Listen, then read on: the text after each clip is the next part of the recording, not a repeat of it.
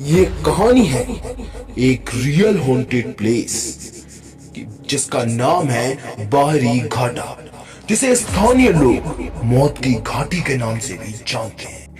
National highway 62 NH 62 से सटकर एक छोटा सा कस्बा है जिसका नाम है सिरोही। यदि आप कभी जाएं तो देखना, जिसे देवनगरी के नाम से भी जाना जाता है ना दिलचस्प।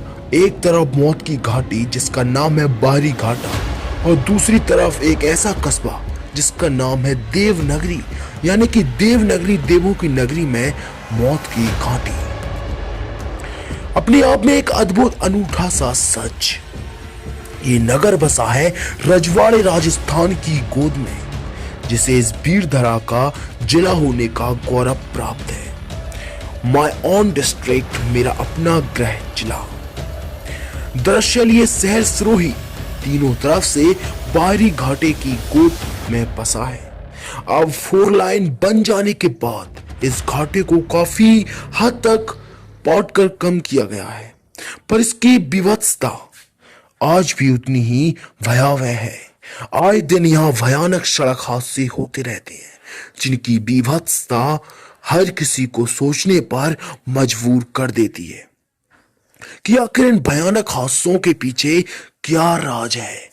इन भयावह दुर्घटनाओं और मौतों का सिलसिला आजकल का नहीं है, सालों से चला आ रहा है। शायद जब से ये हाईवे बना तब से, या फिर उसके पहले भी कुछ हुआ हो तो इसके बारे में कुछ कहा नहीं जा सकता। पर इस जगह का इतिहास किसी को पता नहीं है कि आखिर यहां इतने भयानक हादसे होते क्यों हैं। इनकी शुरुआत कब हुई ये कोई नहीं जानता, कोई भी नहीं। पर हां, इस जगह की बीभत्सता और मनुष्य से बचने के लिए कई वर्षों पहले स्थानीय लोगों ने यहां हाईवे पर राजपुरा के निकट बजरंगबली का मंदिर स्थापित किया, ताकि यहां बसने वाली दुरात्माओं से उनकी रक्षा हो सके। बोलो जय बजरंगबली। बस तब से लेकर आज तक निरंतर यहां से गुजरने वाला हर वाहन श्री बालाजी के चरणों में हाजिरी लगाकर और प्रसाद पाकर ही आगे बढ़ता है।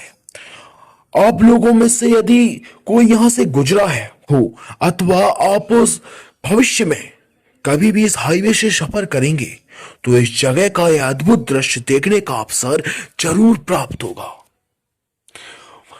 मैं आपको बताऊं, ये हाईवे बहुत ही डरावना दिखता है। अब आप लोगों में से यदि कोई यहां से गुजरा होगा तो आप वहां देखा होगा, वरना आप देखेंगे। अब आपको मैं बताऊं, यहां न केवल स्थानीय वरन इस हाईवे से निरंतर सफर करने वाले प्रत्येक वाहन चालक को इस जगह और घाटे वाली हनुमान जी के चमत्कारों के रहस्य की जानकारी है। फिर चाहे वो कोई ट्रेवल बस हो या कोई सरकारी बस, ट्रैक्टर, ट्रोलर, निजी वाहन, स्कूल बस, सरकारी वाहन, लोरी इत्यादि कोई भी वाहन हो, सब यहाँ धोख लगाकर बालाजी का आशीर्वाद यानी बजरंगबली का आशीर्वाद स्वरूप प्रसाद लेकर ही आगे बढ़ते हैं, अन्यथा उनका बचना नामुमकिन है। सालों पहले ये मंदिर एक छोटे से देवलिये के रूप में स्थापित था, पर समय के साथ साथ और श्री बालाजी के प्रत्यक्ष चमत्कारों के प्रभाव से लोगों की इनमें आस्था बढ़ती ही गई और आज ये मंदिर काफी बड़ा बन गया है, जहां यहां से गुजरने वाले यात्रियों के लिए मूलभूत सुविधाएं उपलब्ध हैं। इस खौफनाक घाटे से गुजरने वाला हर इंसान मन ही मन अपनी सलामती की दुआ करते हुए यहां से गुजरता है। यहां होने वाले हादसे अपने आप में इतने भयावह होते हैं जिसका जिक्र भी करना रोंगटे खड़े करने के बराबर होता है, या तो वो रोंगटे खड़े कर देता है। इस जगह में से खुद मेरी अपनी भी एक खौफनाक याद जुड़ी है। वैसे तो सिरोही हमारा डिस्ट्रिक्ट हेडक्वार्टर है, इसलिए यहाँ ऑलमोस्ट जाना आना लगा ही रहता है। कभी एग्जाम, कभी कोई पेपर वर्क, इस सिलसिले में अक्सर यहां जाना ही पड़ता है। चूंकि मैं जहां रहता हूं वहां से यहाँ की दूरी लगभग 60 से 68 किलोमीटर है। सो हम अक्सर बाइक से ही यहां तक का सफर करते हैं। बचपन में बस में से जाते थे, पर इतने सालों से कभी कुछ नहीं हुआ। लेकिन इस साल सावन के एक सोमवार पर हम शिवगंज कामेश्वर महादेव के दर्शन हेतु गए थे। शिवगंज सिरोही शहर में से भी 30 किलोमीटर आगे पड़ता है और ये सिरोही जिले की एक तहसील भी है। यहाँ जाने के लिए भी इसी हाईवे और बाहरी घाटी से होकर गुजरना पड़ता है। शिवगंज जाते समय बाहरी घाटी की टनल, जिसमें प्राकृतिक रूप से निरंतर पानी टपकता रहता है, पार करनी पड़ती है।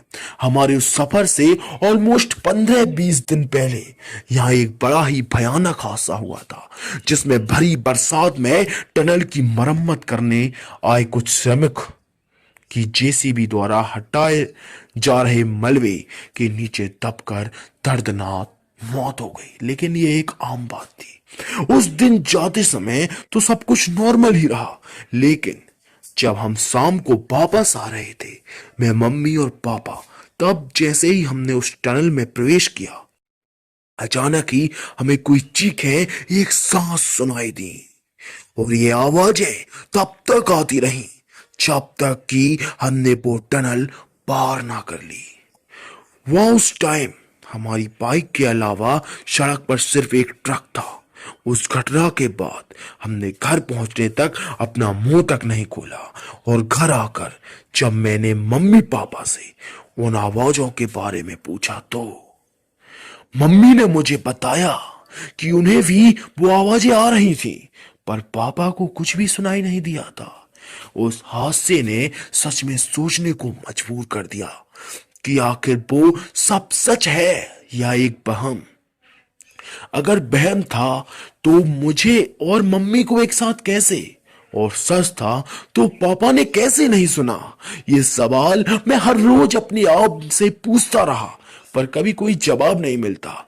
बस मिलते हैं तो और कई अनसुलझे सवाल। पर वो कुछ लोग होते हैं ना जो ऐसी किसी सुपर नेचुरल पावर पर विश्वास नहीं करते और इन पैरानॉर्मल एक्टिविटीज को महज एक अंधविश्वास का नाम ही देते हैं। बस कुछ इसी तरह की मानसिकता के लिए कुछ सालों पहले यहां सिरोही में एक नवनियुक्त आईएएस अधिकारी श्री कमल कुमार सक्सेना जी की पोस्टिंग हुई थी।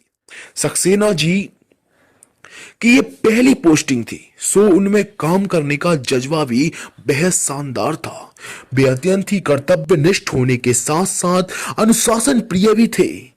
यहाँ ज्वाइन करने के बाद जब उन्होंने पहली बार बाहरी घाटे और उसके अनुपम सौंदर्य को देखा तो बेस के कायल ही हो गए और उनके मन मस्तिष्क में यहां इको टूरिज्म के विकास की संभावनाओं के विचार ने जन्म लिया।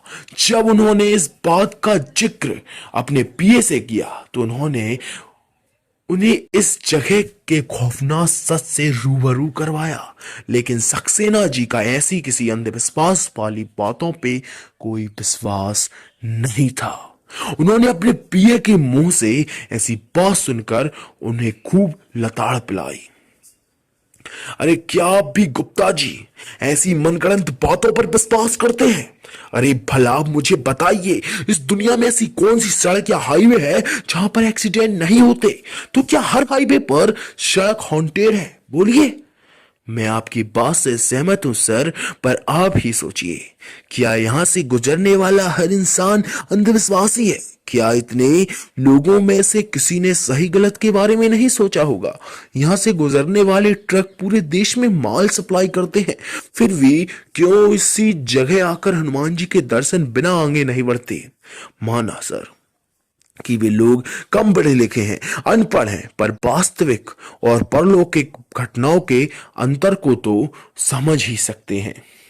और फिर सर जी ये कोई आजकल की बात तो नहीं है। बरसों बीत गए, हर बाहरी घाट का खौफ अब भी वैसा का वैसा ही है।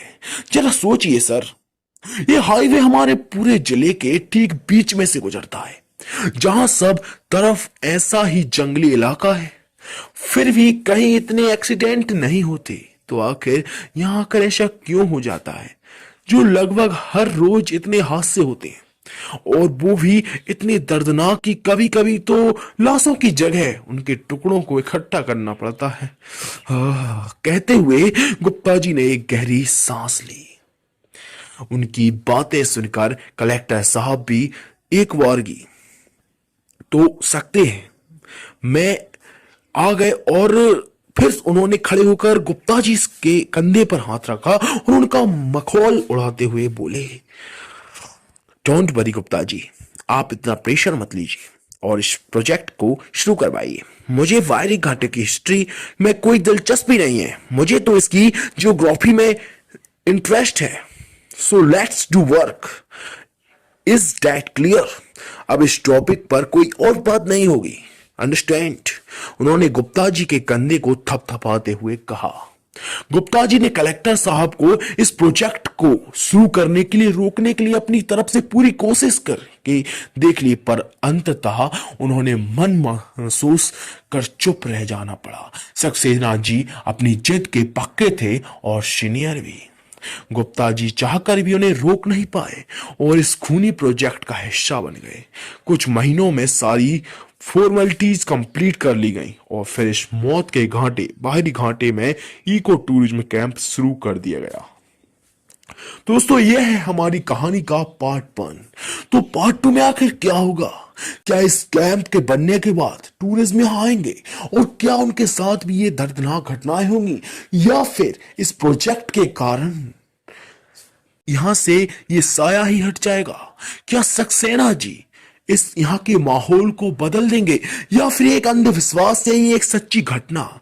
जानेंगे अगले भाग में। जब तक के लिए चैनल को सब्सक्राइब कर लीजिए, क्योंकि इस वीडियो के बाद आप कमेंट करेंगे तो हम आपके लिए दूसरा भाग जरूर लेकर आएंगे। मिलते हैं अगली वीडियो में। जय हिंद, जय बजरंगबली।